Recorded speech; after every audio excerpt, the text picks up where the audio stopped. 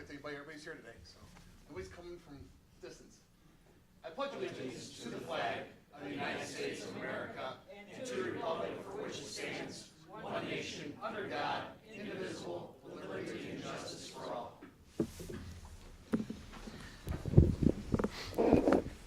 Take the roll, please.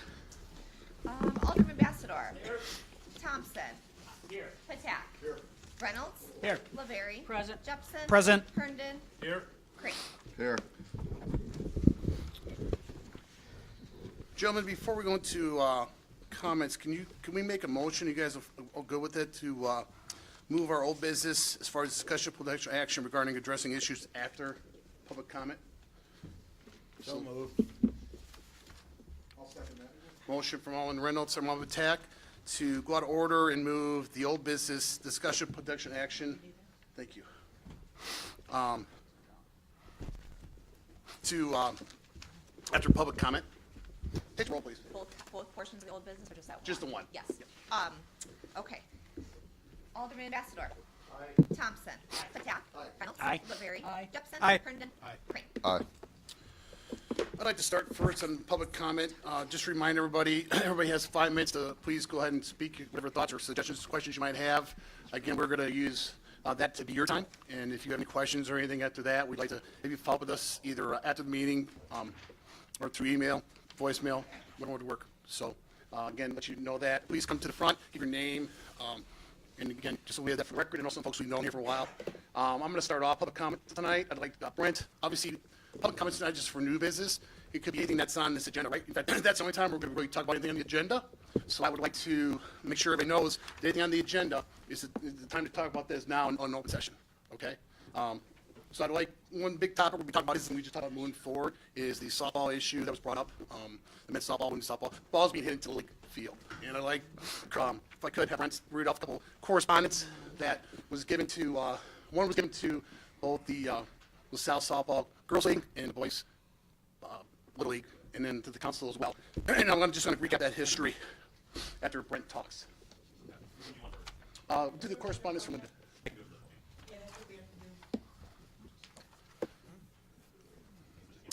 What? The reason you come to the podium is so you could do it with the microphone. He has the microphone there, so. Brent, you can stay there. I'm asking him to make a comment. We're here so the microphone's for everybody can hear it.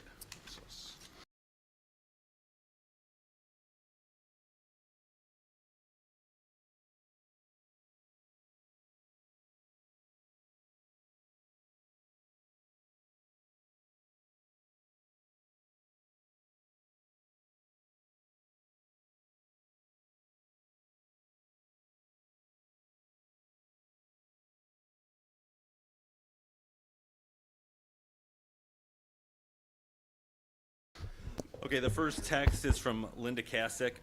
I talked to the head of men's softball and told him our concern for the upcoming season. He said they would push the starting time to May 29th. Usually they start a week earlier. They're going to put something on the top of each pole for the fencing. The bats are legal and right field will be concerned out. Also, we are in the process of getting bids and closing the dugouts at Hegler Field. So after that meeting back in January, I think it was January 3rd, Josh, 15th. Obviously, as a result of that meeting, these concerns were brought up. Linda reached out to men's softball. So she wanted to get that information back to Josh, and Josh is on both boards, right, Josh? Yeah. Okay. So here's some follow-up after last meeting. Obviously, the softball league, it was brought up in the meeting.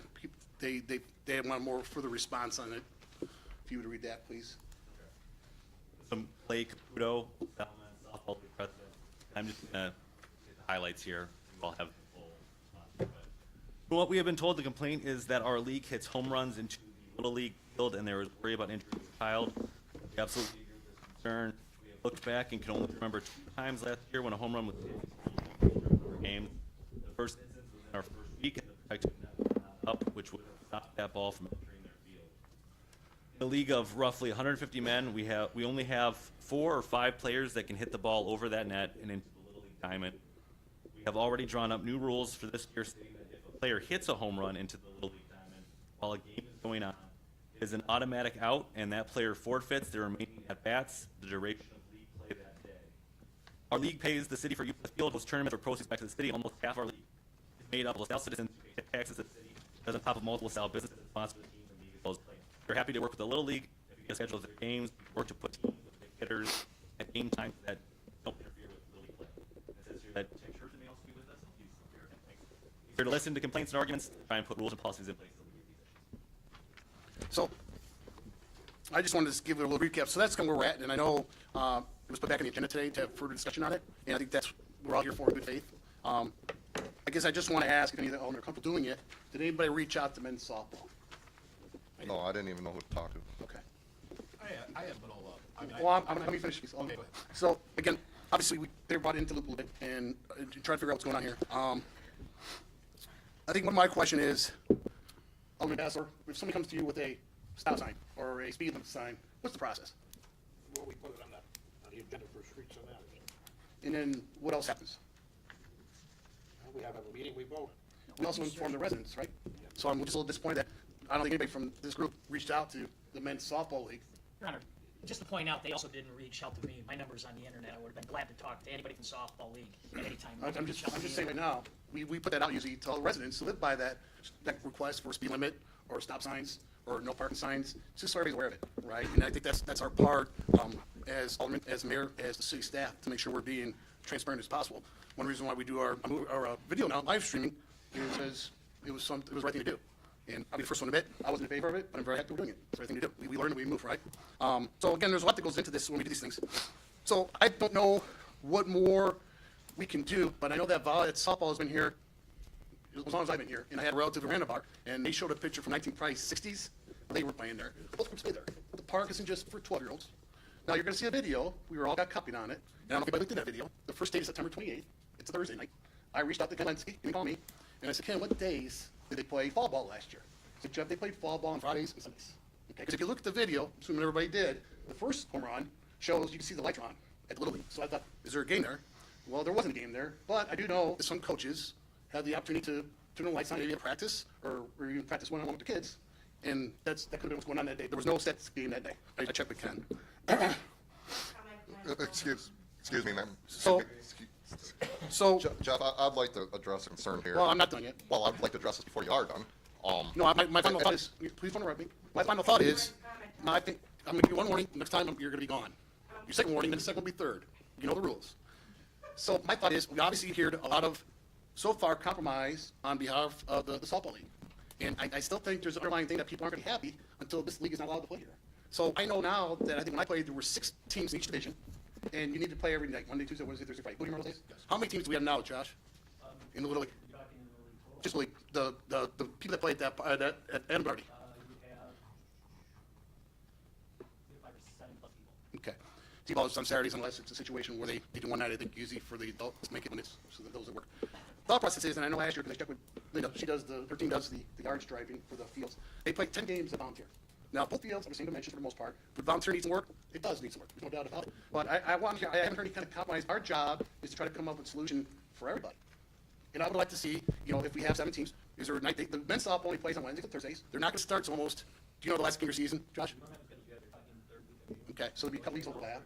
But I think we should be able to figure something out as far as when we can make the park available to everybody, especially with less teams. And if we need to, if it's such a big concern, let's have some games that volunteer. That's an issue. But I think just coming to the table and maybe saying one way or another, I think that's just not our job. I think we should try to get together as a group and figure that out. But again, some thought processes is, the home run thing, right? Later games, maybe off-night games, something. And I'll be honest with you, nobody wants to play Madison. I think the field's very safe. We know it's been tested multiple times. There's a stigmatism on Madison Park. Nobody wants to play there. Okay. Then why don't we close it? The girls want to. The girls actually want to come back, right? To have her alderman bathroom, and we had no problem. We didn't know if we could come back. So I just think it'd be nice if a couple aldermen, myself, or one alderman myself, or we could meet with a couple of the people in here and find out what a compromise. All right, So, my turn to talk now, please. I believe that we're getting off topic here, Jeff, because we have a whole section on the agenda that we just move forward for discussion, not during public comment. So why don't we let the public comment speak and then we address their concerns after? We're wrong by that because public comment, we talk about everything on the agenda. I just said that before I started, Jordan. Do you need to rewind the tape? You said us move old business up. No, before I said during public comment, we talk about everything that's on the agenda. Okay. And that's what I did. You didn't go to the microphone and speak for the public. Well, because I have a microphone in front of me. That's the reason why we use the microphone. Anybody else up here? Yeah, I do. Let them go first. There's no time There's no time limit from there. Just the public has 5 minutes. Pedler Park has been there for very long. I've worked Shane, number one. I've worked at Hegler Park, well, doing the diamonds. I played in softball league, I played in Little League. I was a scorekeeper, I was an umpire. I've even umpired softball games or whatever. You're taking away people's ability of hitting a ball. There's gotta be a compromise. I see, whereas the softball team wants to compromise, it's not, you know, I agree with the mayor 100%. There's gotta be a compromise at the softball league and the Little League. You've gotta be able to reach out and get the schedules and take care of the conflicts and worry about the safety of the children. It seems to me like a very easy thing to do. I mean, instead of just coming to us with all the problems on one side, I believe that we could probably work this out very well. Hegler Park has been used there, then Little League's been played there. Softball's forever. Softball used to have massive amounts of people watching them guys from when it was Hurley's and all Bardos and all the different teams. You should be able to work something out here. Still worried about the safety, not taking away from a man hitting a ball into the Little League diamond. There could be, if there's conflicting schedules, I'm sure there could be time changes. This stuff of if it goes over or whatever, and a guy being out or whatever, you're trying to cheat something here for, I mean, this is why society, go back to the old days where parks were full of kids and things. Parks are not just only for kids, they're for adults also. So I agree with the mayor, and I believe it's something can get worked out. And this was my comment even before the mayor spoke. I agree with that, Alderman Herndon. There should be some compromise, and that's why we have both parties here tonight to give us a comment, what they think, and then we can move on it. I have a few questions. Is it possible to put up a high enough net to stop the balls? Is this a recent phenomenon? Was there a net in the past? There used to be no net. I thought it was up. No, that has been up one last year. Huh? Yeah. I know, but can we put up a higher net? You know, you see for these. Well, golf ranges again, I and think, and you saw the video, the other home runs was nobody was in that league diamond. Now, we know, full disclosure from the men's softball, they know two were hit there for sure. You know, as far as documentation, they're basically admitting that it happens. I mean, and the one coach says this team hit by 4 or 5, you know, depends on the, so I think the plan is, you know, that obviously we want everybody to use the parks, I think we all agree on it, is to have a chance for everybody to get together and work on it, but I don't think we're going to say, you know, sorry, men's and women's softball, you gotta go, or else too bad. I don't think we want to get to that point. I don't think that's our job. I realize they do for sun, but most areas when you see multiple diamonds, 2, 3, 4, home plate is all in the middle. Like cloverleaf. Yeah, like a That clover was, leaf. you know, that's a new concept. You know, that Hegler Park was Yeah. when, I mean, I didn't know a long time ago. I didn't know if we could rework, you know, I'm not confident in the solution softball. here that make everybody happy. I'd be more than happy to join you to sit with both Little League and the men's league if you're looking for an older man or two. So we can figure this out. Why don't we discuss that during old business when it's on the agenda? We moved it up. That's what we voted on. any other thoughts here? Gene, After. just so you guys know, Brent's gonna be keeping the thing. John's out of the state right now. Spring break, family.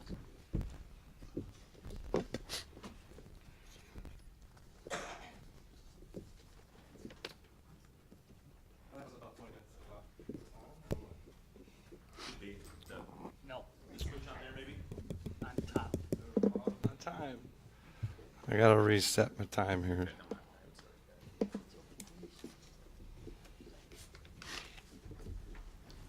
That was good.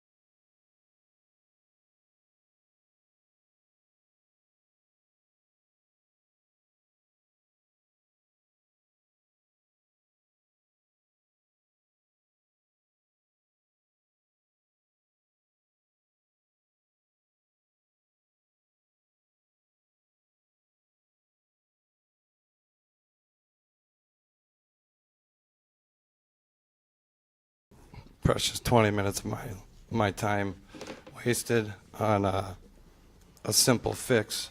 I'm glad nobody wants to play at that M&H Park. I wouldn't either, Mayor. I'm so happy that you're not allowing that to happen.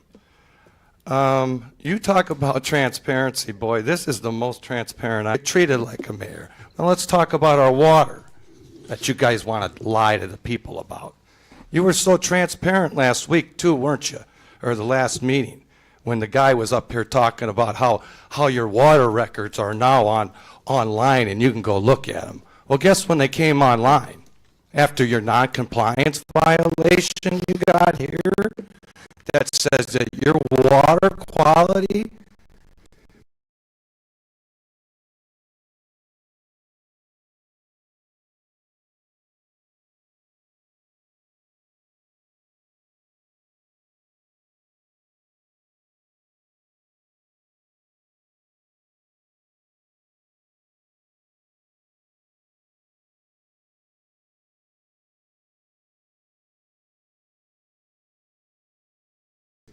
for that period of 10/1/2023 through 2/2/29/2024, you can't even contest that it was goddamn good enough to put it to our lips. And you know this.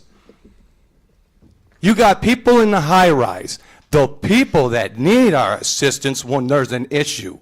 When there's an issue that you guys seem to think baseball and softball is more important than a goddamn chemical plant blowing up. Violations, significant, 3. I got all this good stuff, Mayor. And don't worry, it's all online, you Mr. Transparent.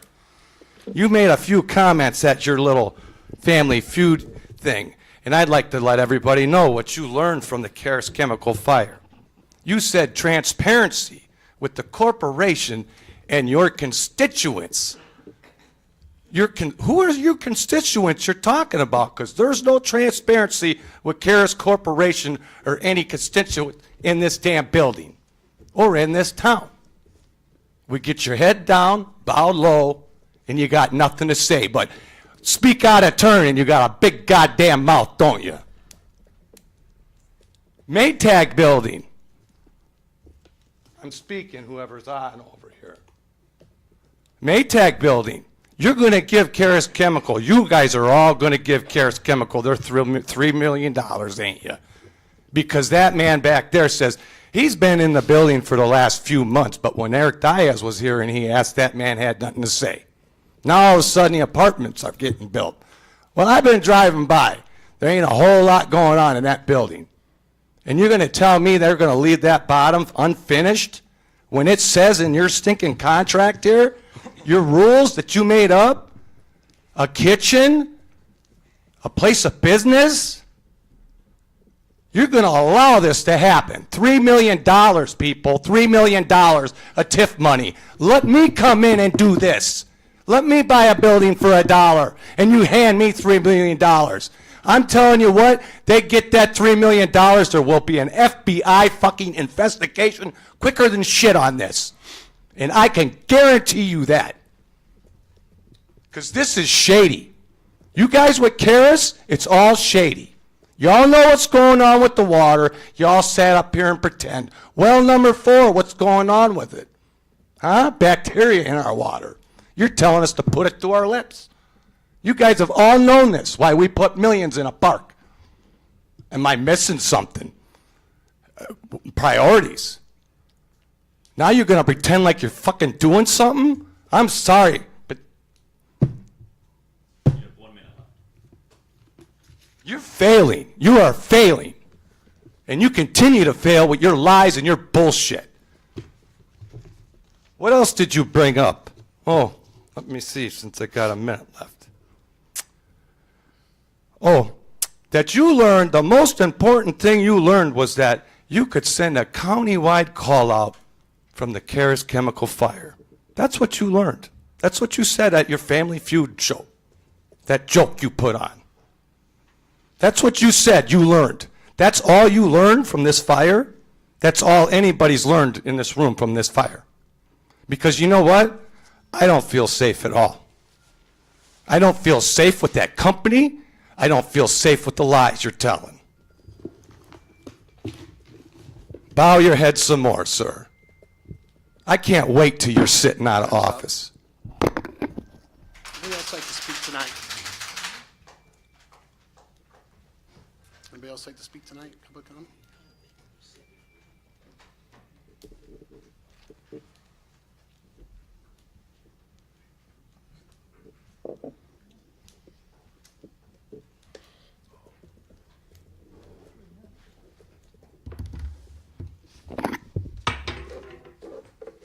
You guys really need a new one.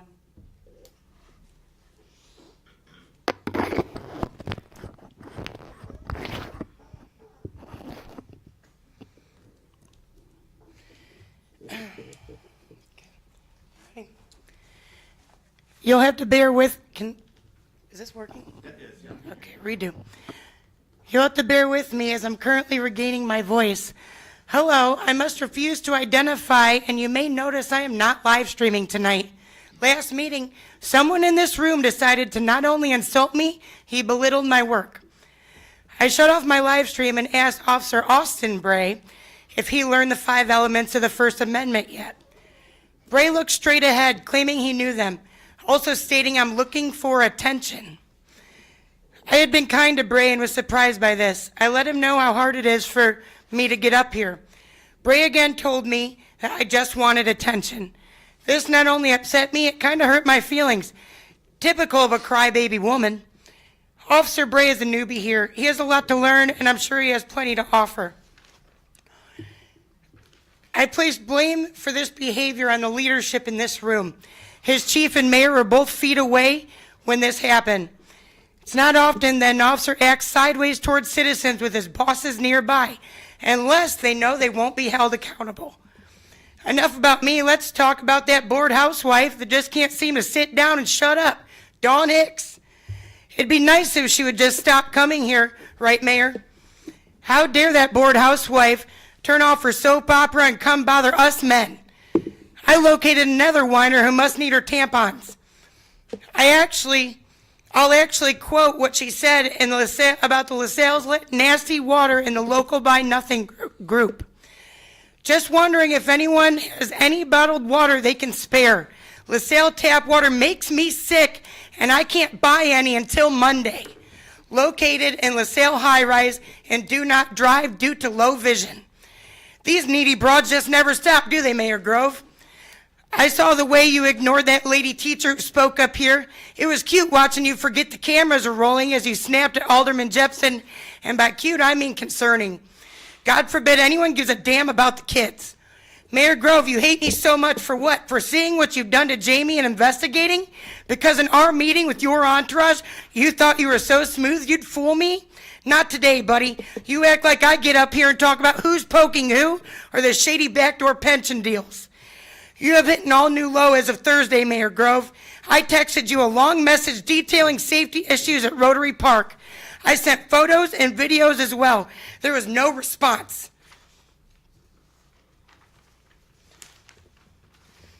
The baby changers in both the ladies' room and the family bathroom are completely broken. It gets far worse than that. Rotary Park is supposed to have an all-abilities playground. My daughter has systemic juvenile idiopathic arthritis. During her flares, her mobility is attacked, among other things. Of course, we also have kids in the area who rely on wheelchairs daily. I explained to Mayor Grove that there are dangerous drop-offs next to the wheelchair access areas of the playset. These drop-offs are surrounded by broken, jagged concrete blocks. The ones on the actual concrete wall are loose and can make children fall into the area between the wall and the wooden fence. Even large children can fall and get stuck between that wall and high fence. Remember, I just told you that this surrounds the wheelchair access areas. To make matters worse, between the asphalt path and the play structure, there is a 2-inch vertical obstacle as children attempt to get on the play set. Kids in wheelchairs are in danger of tipping the chairs as they attempt to enter. If tipped, these kids will fall several feet on either side onto these broken, jagged hunks of concrete or into the area between the wall and the fence. You heard me right. This mayor, a so-called man, didn't care to even acknowledge receipt of these messages, knowing it directly impacts my own child. Mayor Grove doesn't give a damn about you, about helpless babies, or our children who rely on mobility devices. The day Mayor Grove is voted out will be the most powerful day for this city in 2 decades. Shame on you, Jeff. I want to know if you have contacted anyone to address these issues. I will use the remaining time waiting for the mayor's response about the safety of our children.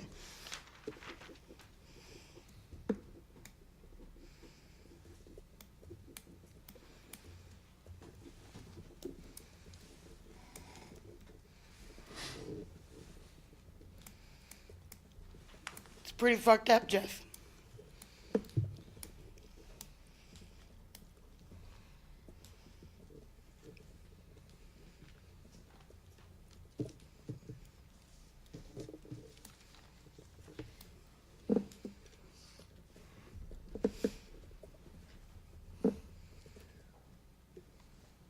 Your 5 minutes are up.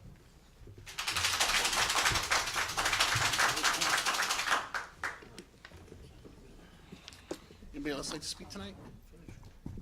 Public comment?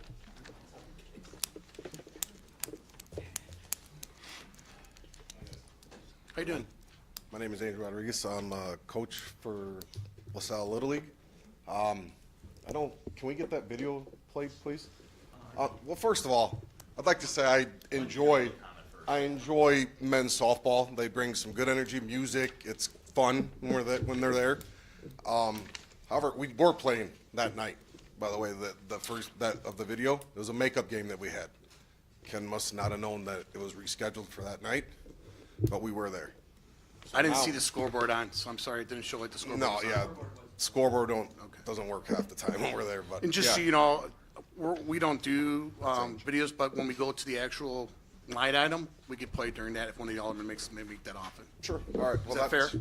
That's all I had. I just wanted to kind of get the video played for Sure. everybody and just pretty much say I enjoy when Do they're you- there. do The you agree energy's that- nice, do you but agree that the we other were there one- too, though, that night. Do you agree that the other days there were no games going on? I am not sure exactly. Okay. I can't say for sure. Gotcha. But it was a makeup game? Yes. Okay, thank you. Any other comment tonight? All right, so we're not gonna play the video, We're gonna play it under the actual line item. There now. so we wanna hold off on that. Yeah. So We don't wanna, we don't want a president that we're gonna start throwing videos where people can bring things from home without just put it on. We wanna do it when it's actually during the time on the light item. So do you want me to go through my stuff now, or you want me to go through? Yeah, you'll have to go through now, Josh, because we're not gonna, once we get to the light item, we're not gonna discuss anymore. Okay, so I have to talk about it now. Please. Your Honor, can I let him know, the aldermen all got copies Yeah. of that sent to us. Okay, so you guys have So all seen the video. if they haven't, that's on them, but it was. Did you guys have the volume turned up so you could hear some of the Yes, I comments did. and I whatnot? should have clarified that for you. I sent you an email. I don't know if you got it in time before the meeting. No, I've been at work all day, so I literally leave work early to get here for I this, so. apologize. It's not even a game. Yeah, no, that's fine. Josh Bushy, president of baseball. All right, so let me address some of the stuff. First of all, thank you for, I know we weren't here at the end of the meeting, but thank you for bringing up some concern. You know, when I talked last time, you know, that means that you guys are at least listening to what we're talking about, and this is something that's very important to us. And yes, as Angel clarified, it was a makeup game. We did actually have a game on that day. Typically in fall, we're playing on Fridays and we're playing on Sundays, but we had a Thursday game on that week, or that particular week. And it happened to line up with your home run, or not your home run, your championship game, if I remember correctly. So in the video you saw, there were 3 balls that were hit over that direction that I found on their site. So 2 of them went into the crowd, one of which a husband luckily blocked the ball from hitting the wife. He had seen it coming.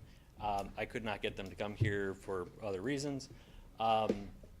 One ball that clearly was hit onto the field, and you guys can hear it in the video, that they say that just got Little League. And then right after that, the person who was filming was talking about that, you know, aren't there nets out there? And you can hear the umpire say the net is still there, that went over. The rest of them, no, because they also play during a time where we're not there. There's a lot of video there that has, or the other ones, where that ball is going over the net, but we don't have kids on it. What's being missed on that is the idea is that ball is going over the net, and that's what we were aiming to show you when you guys last week were saying, I've never seen it. It happens, it doesn't happen every game, but it does happen. So the concern is that if this ball does come over, the kids are turning one direction, that ball's coming from the other direction. If this ball was to hit somebody, there's potential for a life-altering event with that. And the question should be, how many times do we allow that to happen? Because at some point, it's not an if it's gonna hit a kid, it's a when it's gonna hit a kid. Or an if it's gonna hit somebody in the crowd, it's a when. And to address the whole idea of moving over to volunteer is the same dimensions and everything else, but we use our concession stand for baseball to help supplement the cost of the umpires in the score booth. That particular concession stand is on the one side of Bernardi. In order for them to get to it from volunteer, they would have to cross through the right field of men's softball in order to get to it. So that's part of it. Another part that you're talking about is you asked me about when our schedule goes. Second to third week of June. However, after that, they start All-Stars. We also have practices there. This year, All-Stars tentatively is going to be last week of June for one group, first week of July for the next group. If they advance, it's 2 weeks past that for each one of those groups that advance. That'll keep going, so they have potential to go into July. Are you guys hosting any? We decided until we get this cleared up, we're not going to host. So I'm just saying, I think a practice, and this could be discussed with the group, practice could go to another field. We try to balance it that's part of between the the groups on that as much as we can, right.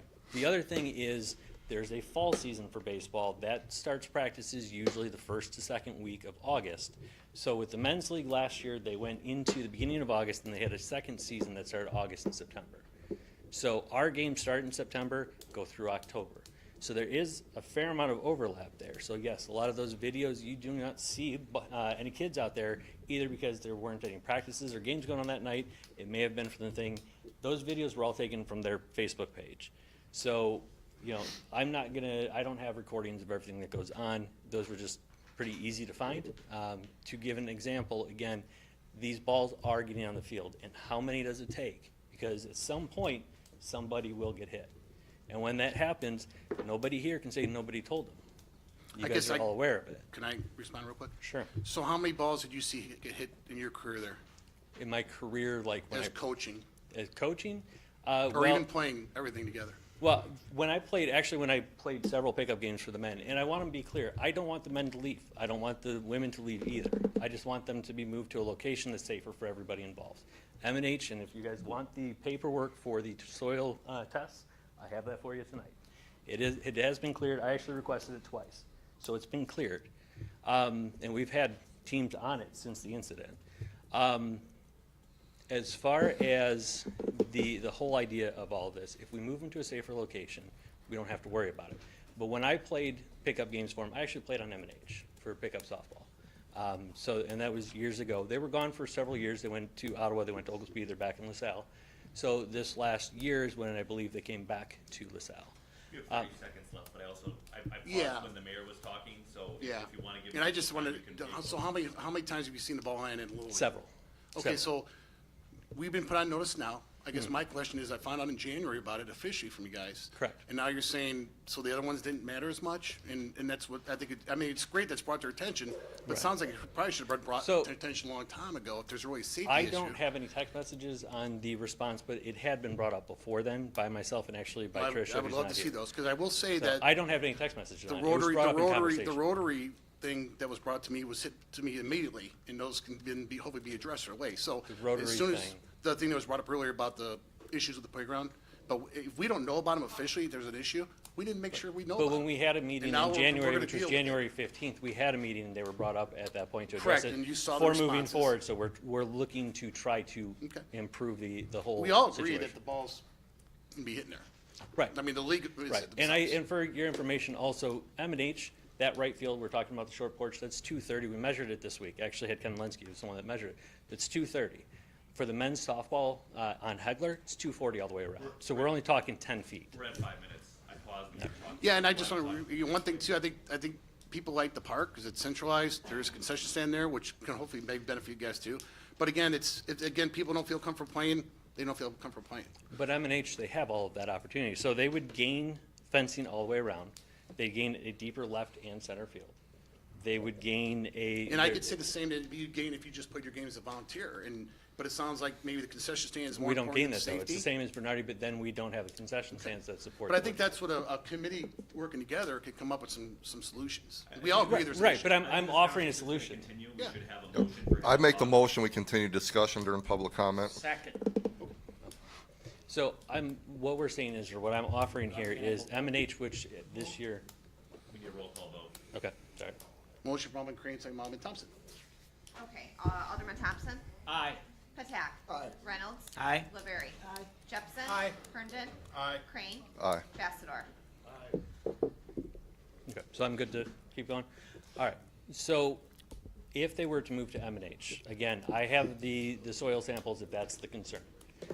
There's only a 10-foot difference, but the wall is about 10 foot taller over there. Plus, one of the things that was discussed in the January meeting was to get a new net for behind there. You have poles you installed last year that will extend a net up behind it to help protect any balls that are going over to try to keep them from going across the street.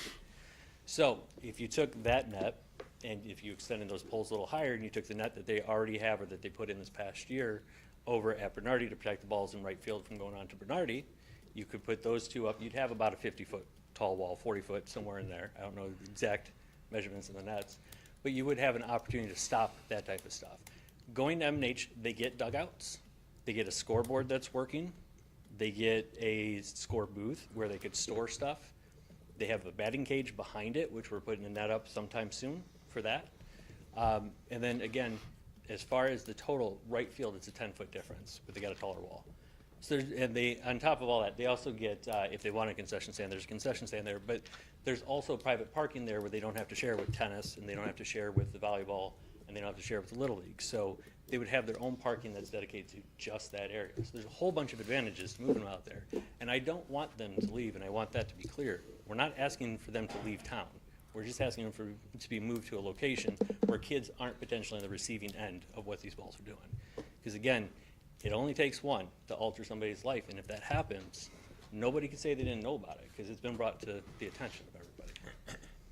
So does anybody else have any questions on that? Because I'm trying to compromise by giving them a field that is, To tell them to leave Hegler Park. what's that? That's not a compromise. The You're making compromise is them giving leave. them a better You don't ballpark. even go to a volunteer field, which is And then we 100 lose feet our away. concession to pay for our umpires. So is that more important than safety? I mean, it's just as easy But for we're them already to putting display games that. on volunteer too. So I'm So just you're saying, asking us to cancel some of our games? These and- people are choosing to want to play there, and they've been playing there for years. And just so you know, correction of your last meeting, they never got kicked out of LaSalle. So I didn't please say don't they got kicked out of You LaSalle. did, we could I read the said, no, notes. I said that got they kicked out of left LaSalle, They got and it was kicked out of Ottawa and LaSalle. Oglesby are the two that I had heard they got kicked out of, so. But I think, Josh, we kind of talked about with the number of teams now, and with this group wanting to talk about it, we could figure out a schedule where no kids are going to be in danger. And I know this is like your smile there, maybe sounds like that can't happen, but Well, I don't understand. So give me a good reason that we need to move everything else when we have a better option. it's a better option for you. It's a better option for them. It gives them everything that they don't have currently. But that's, I can't make their decision. I can tell you how to feel. You can't tell me how to feel. Each group has their own thing. I asked you as a representative of girls softball, would you guys move to M&H? And you said, no, we want to stay at Hegler. I didn't say that. Yeah, the group did. No. That Tuesday night. No. No, You that asked was about mentioned. that, and you asked about practices, and I said, yes, we got girls that are gonna be practicing on Hegler, but they would be willing to practice on either or, depending on which one is open. Well, just so you know, So that's- I they have could- practices already scheduled on Hegler for the girls for softball. Right, but I'm just saying M&H could be a field for the girls as well. It know? could, but then that doesn't, But it might be a better convenience. Now we're putting, which is fine, we're putting, as your point, we're putting fencing around the dugout. We're putting fencing around that one pole. understand you to are. accommodate for the girls softball, which they could have been easily gone to M&H, but you guys didn't want to. So we're trying to work with you in that compromise. wasn't that ever, like I said, that, at Okay. that point, it was at the same meeting where we brought up initially this issue. So the talk was at that point, because Tricia was one of the ones that was there for softball.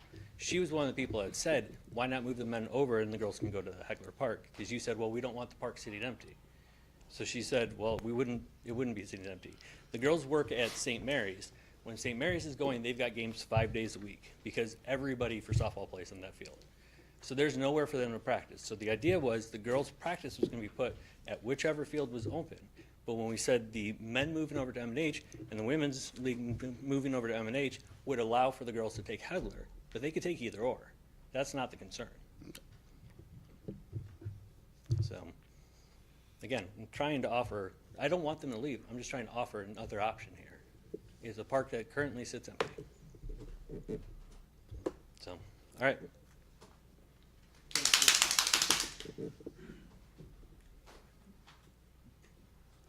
Anybody else want to talk tonight? Public comment? All right, we're going to move. Okay, thank you.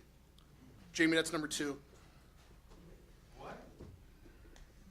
I just get my shit and leave because you're a fucking hack anyway. How about that? Can you name your name for the Yeah, record, hello. please? My name's Clay Caputo. I am here on behalf of LaSalle's Men's Softball League. Follow your own rules, fellas. I'm so proud of you. I wasn't. That's 3. Wasn't Thank you thinking. for leaving. More honor. You. I didn't think I was going to be able to make it here tonight because I coach Little League as well, and I had a practice scheduled. So due to weather conditions, I wanted to make it here since we canceled practice. I wanted to start off by saying we hear the concerns of the Little League. The safety of the Little League players and the softball players is very important to us. We don't want to see anyone get hurt. The league had the safety concerns brought to our attention. That's why we wanted to implement the new rule. If a game was going on and a ball went over the net, the player would be out and they'd forfeit the rest of their bats, because softball is a hitter's game. It's underhand. People come and they want to hit, and the last thing someone wants to do is show up to a game and not be able to hit. So it kind of puts it a little more in the players' hands, where they know if they do this, the ramification is you're not batting the rest of the night. So there's no benefit to it, and it's not a home run. I heard the idea of a higher net. I honestly think that would be a great solution. How high? Maybe double another net the same height of the one. I would find it very, very difficult for someone to hit it that high. Would it be possible? Maybe. I would say I doubt it, though. To address the concern or the suggestion of using M&H, M&H was the softball league was moved to M&H from Hegler when Hegler was getting worked on. I want to say around 2018, 2019. And the reason that the league had left M&H is because the right field is so small with Karras in the background. Any home run that goes into there is a lost ball, and the balls are around $17 to $20 a ball. So that starts to add up, and it's a very significant price. I mean, I would say, the league, softball league, we'd be willing to go to M&H if, the city was wanting to compensate balls, but I don't see that being a solution. Could be something we talk about. I just want to go back, if you don't mind. That's great that if it's first home run and, that person can't bat the rest of the game, but it just might take that one where somebody gets hit. So I think that's why we really need to figure out a schedule where things aren't going together. I think we all kind of agree to that. I'm sorry. I've been listening to both sides, trying not to comment, Your Honor, because I have a question. The set rules in a batter's box when you play softball. There You is- have to stay in there. there is no batter's box. So you can step out 8 feet from the You front just of that home can't. plate. You just cannot step in front of the plate. If you were to make contact with both your feet or stepping across the plate, you get a strike But called. if you step in front, because that home run that went over the fence, Yeah. that guy was So way in front if of the both plate. of his feet were in front of the plate, he'd be called out. Okay, because I Yeah. see that in girls' And fastball, softball. the reason that but they gotta stay in a batter's box. implemented that was because just when there's 4 games in a night, and when we had batters boxes made, players would come up and kick the chalk all out. So we had let Linda know, you don't have to make us batters boxes if you don't want, just to save 'Cause money you have on the plate chalking. item. Okay, thank you. That was a question I had. That answers something for me. Thank you. And like it had been mentioned, the league's been around since the 60s, and it's never been a concern till now. I think John had brought up earlier the idea of a lot of baseball fields now, they're like a clover, kind of a complex. And travel ball, whether it's women's softball, kids baseball. They play at these complexes, and that's something that happens every single weekend at a complex. You got a foul ball from one field going on to another. It just kind of comes with the territory of baseball. Is it a safety concern? Yes, but it's also just something that you have to be aware of when you're around a ball diamond, just like parking your car by one. That's a great question. I'd actually asked our counsel on that, but it's a little different because when you're signing up for baseball, and you might get a hit from another baseball, you're kind of agreeing to that. Now it's baseball against men's softball, which is not, it's the same league. You know what I mean? Yeah. And I guess with that, we've also had foul balls come from Little League into the softball field. And I mean, we just kind of know that it happens. Right. It's something that comes with playing next to another field. We would love to get the Little League schedule. With talking to Linda, we were only allotted Wednesday, Thursday for men's softball.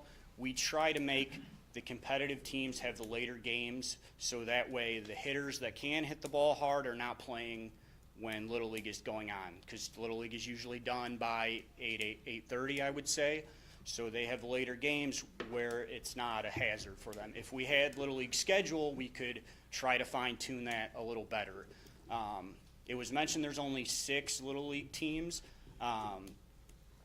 With us only having Wednesday, Thursday, I was wondering, like, is there a solution? Does Little League use every night of the week?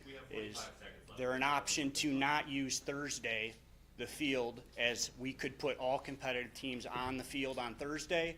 And if there were no Little League games, that's when we would put all the competitive teams for softball. To really, there would be no games, but softball would have one night where competitive teams can play, and kind of, without anyone having to leave, I feel like that's a good solution for both. But without getting a schedule from Little League, it's really hard to kind of work out a solution. So I just wanted to thank everybody for your time. And I'll, One thing I know, and then it's competitive, like you said, and, you know, when somebody hits one, obviously it's on that video, you know, everybody's pretty jacked up about it. Wow, you know, look out, Little League, here it comes. You know, boy, man, you hammered that, you clobbered that, right? We hear it all the time. The kids, you know, you nailed it. I mean, you're going to have that excitement. But I think you're right. We need to maybe have a situation, obviously, I know one thought was potentially have, you know, the people who aren't all in on one night play, and the ones who are out for blood play at another night. That's what we are looking to do. We would love to have Thursday be for the competitive teams and the Wednesday be for the teams that are not as competitive. Are you guys open to having a meeting, have somebody from your group meet with aldermen and Yes. stuff so we can, okay, Yeah, you're open to being part completely of open on to that committee? And back to with the kids, you know, we love baseball. That's why we're still playing softball, because we can't continue to play baseball. And we see so many kids come to our game and look up to either their parents playing or a friend's parent playing. So we want to, you know, set a good example. Excuse me for them, 1 minute. And they like watching. Excuse me 1 minute. I'll move that we allow this man to give some more Second. time. Are you done? or- I'm done. Okay. Well, I have a couple questions I'd like to ask. First of Take all, I'd the like roll, to say, please. Alderman Jordan, second, Alderman Thompson. first of all, I'd like to say, oh, For future reference, council, I think in the future, it'd be best when we have people with specialized knowledge like this, that they're brought in with a motion on the actual agenda item itself rather than public comment. It's very difficult to stop comment, you know, Right. when people are talking. So just for future reference, I think this has been a conversation for. Hit the roll, please. Alderman Patak. Aye. Reynolds. Aye. Laveri. Aye. Jepson. Aye. Herndon. Aye. Crane. Aye. Bassador. Thompson. Aye. Thank you. So first, I'd like to start off by apologizing to men's softball, especially my buddy over there, Tim Turgeon, for not reaching out. Tim, if I knew to call you, I would have. I was unaware of even who to call.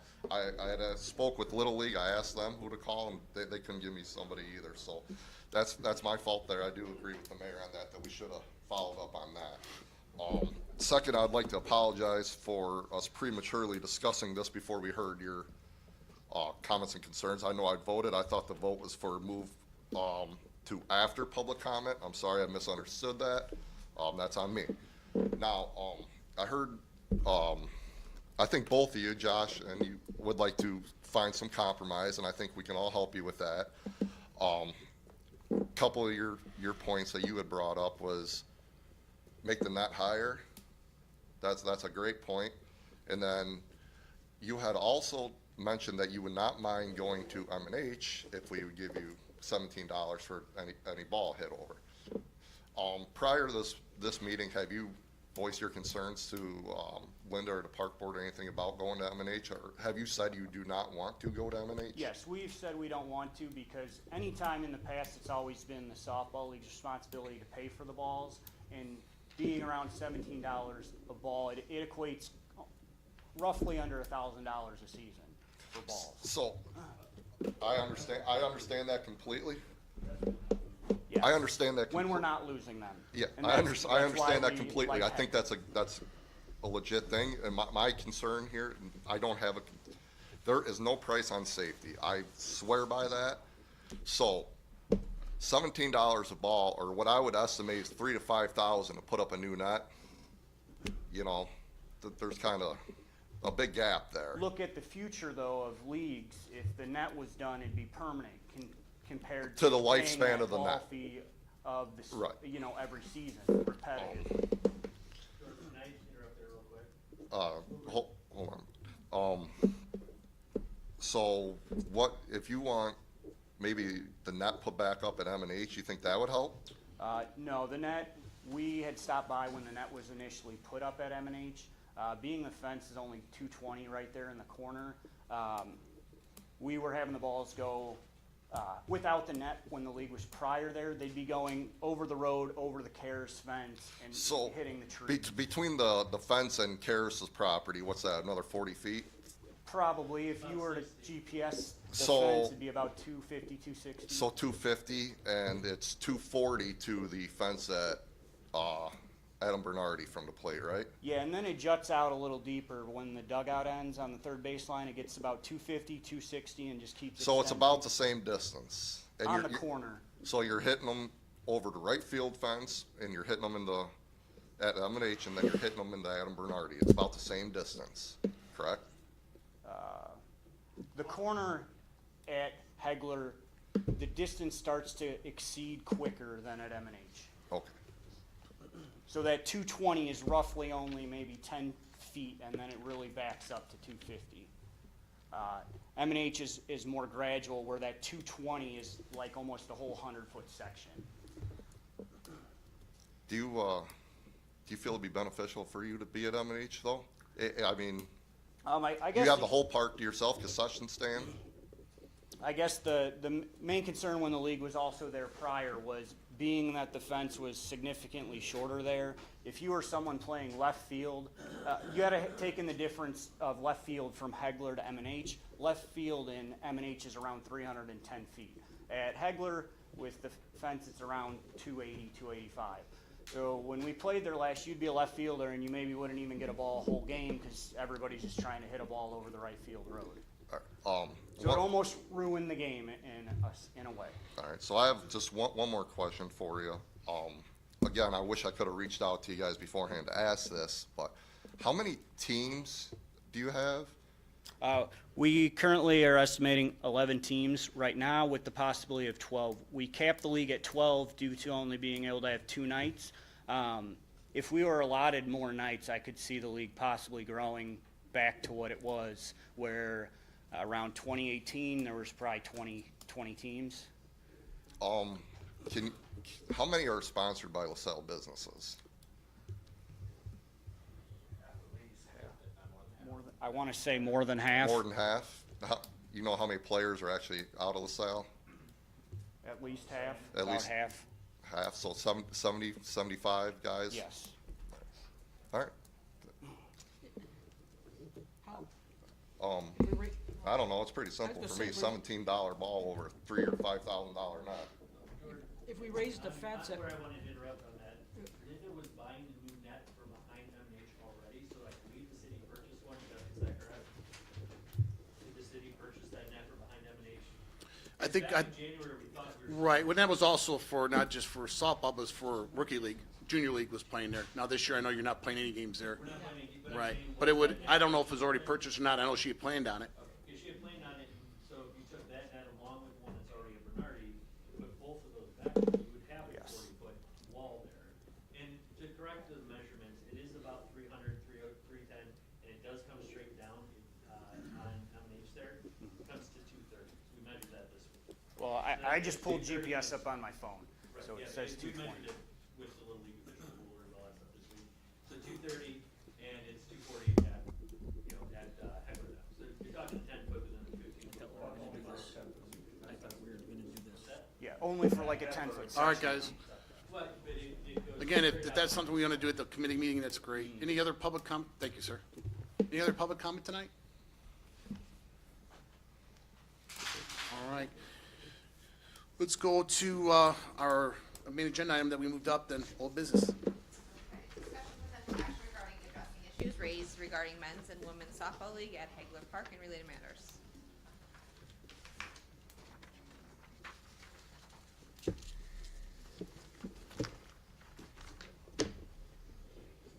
So are we gonna discuss this? We are. They're gonna have a committee meeting, right, and figure it out? Yeah. What- We got to make a motion one way or another, send it to committee, or make a motion that you want to have, And make who's a gonna be on- motion, who's a gonna be move on- on who's somebody not volunteering to playing. be on the It's- committee? you know. Mayor, and are you gonna do? Yeah, I'm more than happy to sit in on a committee meeting. Anyone else? Is that a motion? I'll second that. We've got a motion from Jefferson, some on Patak, to set up a committee to meet with a couple of members of the city council, as well as a member from boys baseball and the men's and women's adult league. Take the roll, please. Okay, Alderman Reynolds. Aye. LaVerry. Aye. Jefferson. Aye. Herndon. Aye. Crane. Aye. Bassador. Aye. Thompson. Aye. Patak. Aye. As always, folks, you guys are willing to stick around. If you guys have other things going on tonight, enjoy the night. So thanks, appreciate the conversation and the participation. Proclamation.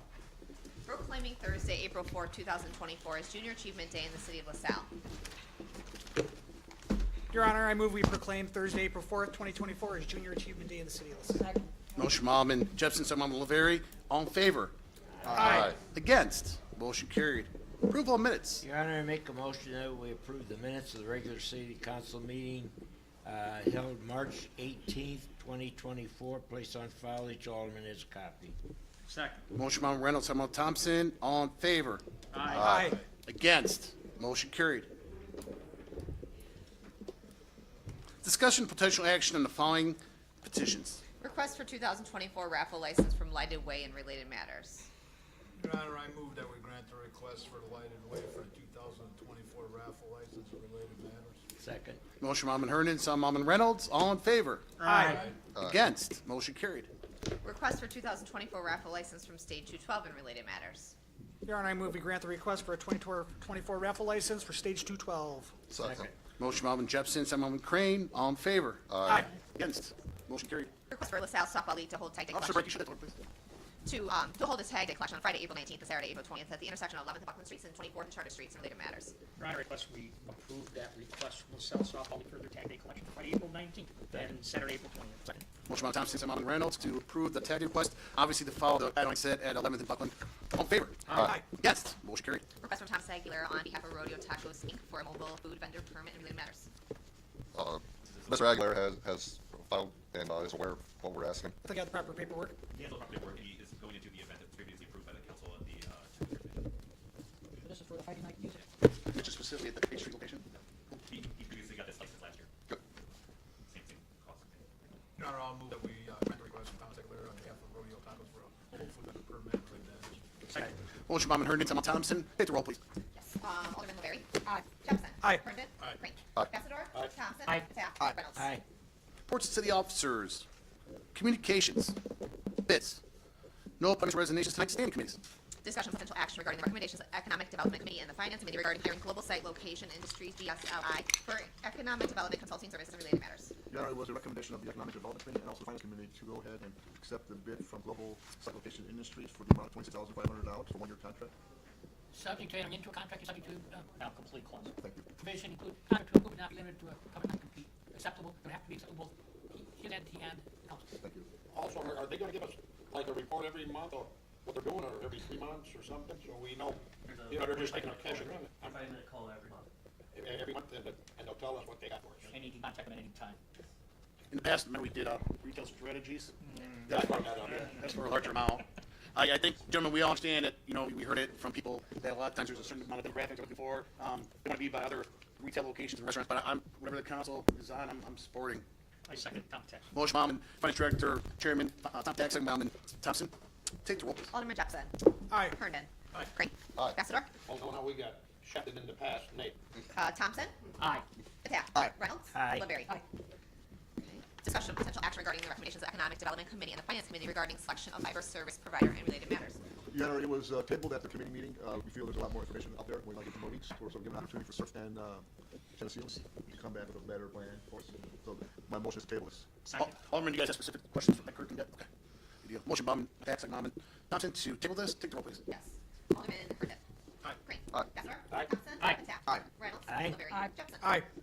Alderman, can I ask one question? I think they're going to be distributed to the whole city, not just like. That's Okay. concern us. Okay. Yeah. Thank you. I was just curious about that. What we're gonna do there. Gotcha. And there was some misunderstanding. I contacted them today that they were aware of our city boundaries. And I was also concerned about, they said it would start in every town, but they would measure how successful that was. What's that measurement? What's the? Okay, cool. Sounds like we're on the same page. Yes.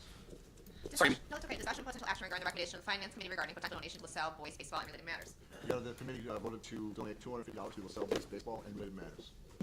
Second. Motion Bauman, attack, Bauman, Laveri. Take the roll, please. Alderman Crane. Aye. Bachelor. Thompson. Aye. Attack. Aye. Reynolds. Aye. Woodbury. Aye. Jefferson. Aye. Griffith. Aye.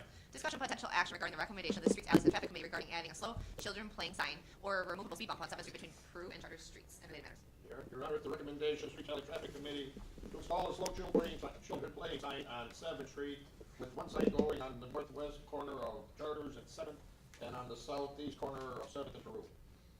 And those we facing eastbound and westbound, is that right? Yeah, Okay. Second. Motion Bauman, Ambassador, Chairman, second Bauman, Laveri. Take the roll, please. Alderman Bachelor. Aye. Thompson. Aye. Attack. Nay. Reynolds. Aye. Woodbury. Aye. Jefferson. Aye. Herndon. Aye. Crane. Aye. Special committees. Old business. Discussion potential authorization to remove 16-inch piping, old valves, and old filter flow meter at the water treatment plant related matters. Do we have a bid for this work, or are we just discussing getting it done? What's it per? When they redo the actual valve that was approved a couple meetings ago, that you have to these are old, big 16-inch pipes that hang from the ceiling, that your head out, don't need it down there. What is this? So we're addressing something before it becomes a problem? Correct. All right, I move, Easier to operate for.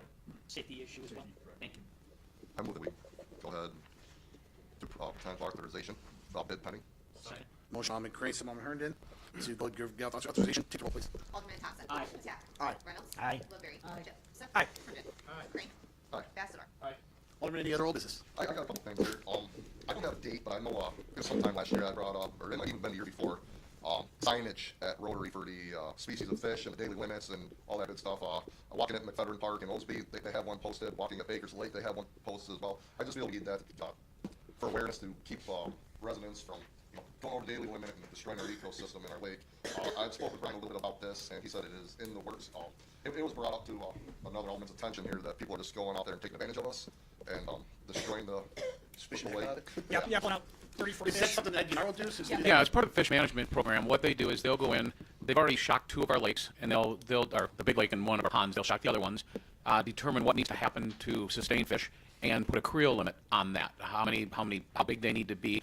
In addition to that, what that happens then is, because it is a special, not a statewide limit, it would be special for Rotary Park. It gets into the IDNR booklet, so it kind of opens up the opportunity of fishing to many people, not just local residents. They're going to see that as a fishing Do opportunity. they determine how many would be a limit? Or Yes, what's the- they manage everything as far as size, and it is a fluctuating because depending on what gets taken out or what needs to be put in, they can adjust the limits and put it in their booklet every year of any adjustments, and then we may have to make a sign here and there. But usually they hold pretty close to where it is. But they will come and manage the lakes often. If you have a fishing license, you're supposed to know what it is, right? It's published. Yeah, but it's not a state one. See, it's not your state normal. Like Baker Lake has their creel limits and size limits and how many you can take out, and it's different than what the state allows you. But because they are managed, Baker Lake is managed by the IDNR. They set the limits, the sizes, and the number of fish you can take out. So they will do that here also. So it doesn't necessarily mean you go up to Walmart and get a fishing license. You know what the limits are. If you have to look in the booklet to know what the limits are for each of our ponds and the lake. Where if we had signage up, it would be known. That changes every year then for us? I doubt it. Okay. I mean, they're going to manage it to try to keep the sizes and everything, within that window. So what I'm saying, Brian, is if you get a fishing license, you're responsible for learning the limits of whatever you're fishing. Yes. Because like if you're in a river, they can't have signs everywhere. Yes, you should know what it is, because when you get your fishing license, I mean, it used to be you get a book. Now it's all online, so I don't know if people will know to look at it. So I think it would be it's very beneficial to have a sign. I think I don't fish, but I think it just kind of be cool as a pedestrian to see what's in there and get some knowledge. I do have a question. Since the DNR's involved in Prairie Lake, I know most of the time that the signage, we work on like an honor system, right? I'm gonna go there, I'm gonna go fishing for 2-3 hours, and I'm gonna follow the rules.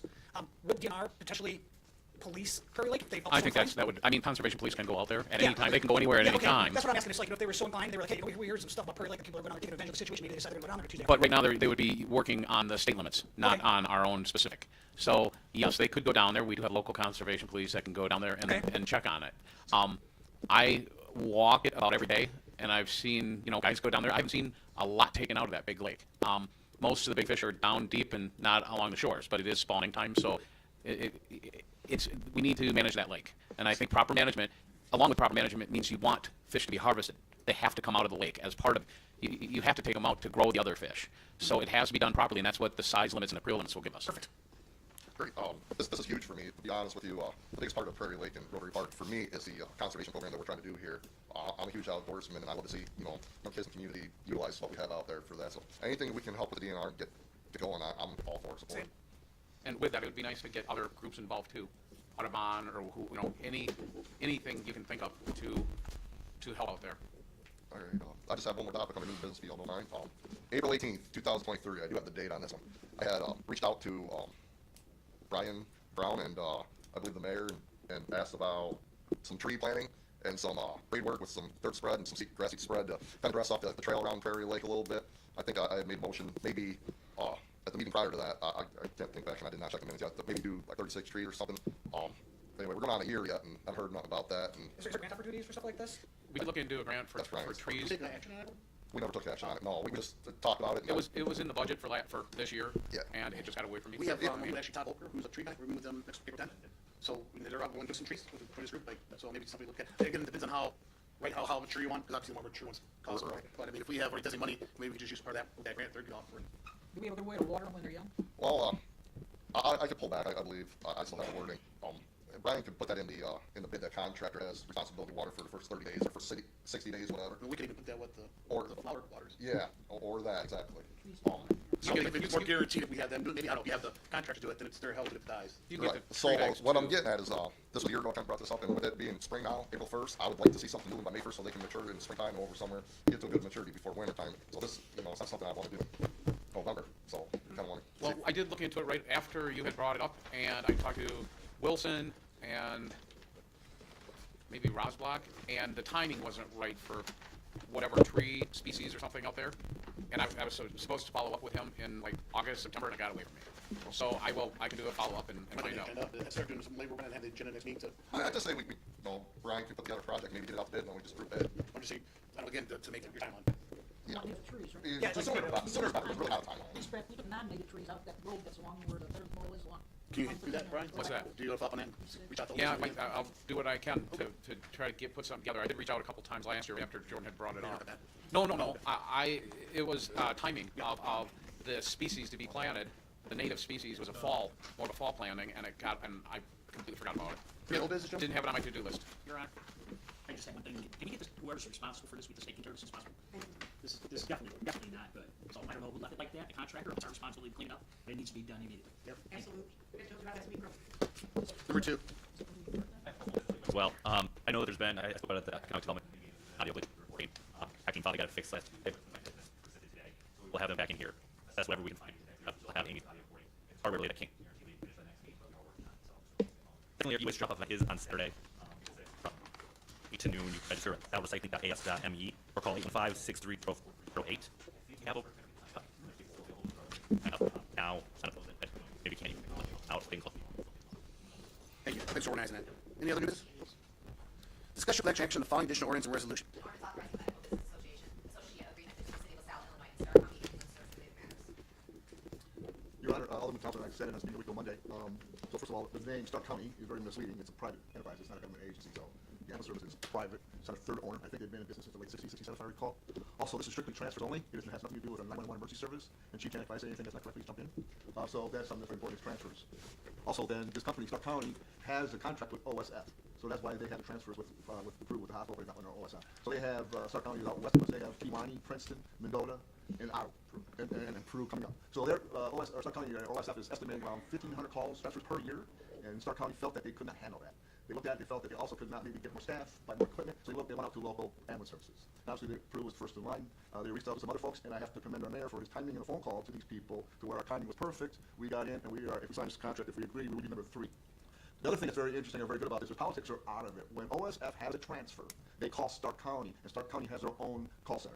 So they're not gonna say, I got a buddy down here or whatever. It's a call center, then if Stark County cannot handle the transfer, it goes down to number 2, which is approved volunteer ambulance service. If they can't handle it, it goes down to number 3, which is us. Also, we are not penalized if you turn that down. It just goes right back. Another thing that's interesting is that Stark County, if we have trouble receiving payment from a transfer, they will aid on us and also pay part of it. So to me, there isn't a downside to this. And Chief Janik emphasized at this meeting that 911 service is a priority for the citizens of LaSalle, and that will not be affected. This is, I think, that we're in a good situation to help our ambulance fund, and I recommend that we go ahead with this contract. Now, how does this work? If they get like 3 calls, right, and then they take care of all 3, but if they get 6 calls, then the other. They can't handle it They go to Peru. Yes. And then if Peru can't handle it, we get it. Correct. All right, so now they handle the first 3, Peru got the second 3. Now when 3 more come up, do they go back to Stark or do we get them? Yeah, I think it will always go back to Stark, and they will analyze if they can handle it. So we're not gonna, we won't get many. I don't know about that. We're not gonna get any through OSF if we don't go with Stark. That's the issue. We're not gonna get any. I think it will be. And they're also going to consider whether you can handle the time and availability. So in other words, if Brew can only be there in an hour and the guy needs to get, or woman needs to get where they're going, and we can be there in half an hour, we might move up on the list. They're going to consider best interest of the patient as well. And city would be, from a legal standpoint, helping out with your entire community and certain ambulance needs for the entire area, as well as potentially getting some revenue from the city standpoint. I appreciate Alderman Patek, Alderman Thompson, Jim, and I think it was now John Duncan we really need to meet quickly, and they need to have you guys flexibility in that. Shame on you, Jeff. What's the council? You're trying to get me out of the safety my daughter never. That's number 3. Please see yourself in the meeting. Happily, Jeff. You fucking dirtbag. You have a motion from Alderman Patek? Second. Second, Alderman Thompson. State roll. Okay, Alderman Each Patak. of the aldermen has a copy to the ordinance and agreement. Okay, Alderman Patak. Alderman Reynolds. Aye. LeBary. Jepson. Aye. Herndon. Crane. Bessidor. Thompson. Any other new business? I'm sorry, we're, no executive session tonight. Gentlemen, approval of bills. Total submitted $434,560.18. I move that we accept pay, place on file, as each and every element has got.